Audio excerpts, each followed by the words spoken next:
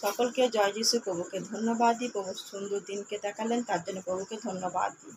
আসুন আমরা বাইবেলের মাধ্যমে জেনে নিই ঈশ্বর কি বলছেন।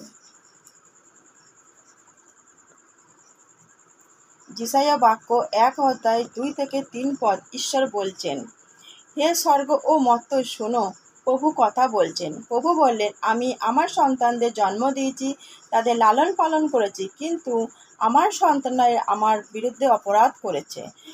একটা গরু তার মনিবকে চিনে, একটা গাধাও জানে তার মালিক তাকে কোথায় খাওয়ায়, কিন্তু আমার লোকেরা আমাকে চেনে না, আমার সন্তানরা আমাকে বুঝে না, ইসরায়েলের লোকেরা আমাকে চেনে না। দেখুন, এখানে বলছেন প্রভু যিশু যে আমি তাদেরকে জন্ম দিয়েছি, তাদের লালন পালন করেছি, কিন্তু আমার সন্তানরা আমাকে বোঝে না, চেনে না।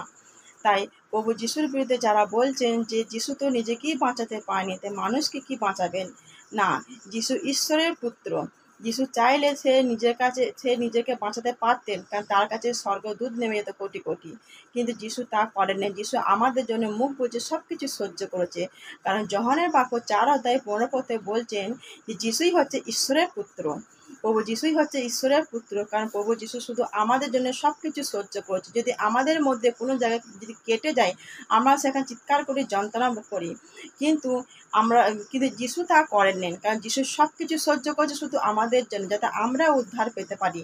তাই আপনাদেরকে বলছি, আপনারা যিশুকে বিশ্বাস করুন, জানুন যিশুই হচ্ছে জগতের মালিক, আমাদের জন্মদাতা, আমাদের সৃষ্টিকর্তা। তার মাধ্যমেই সব কিছু হয়েছে। জয় যিশু।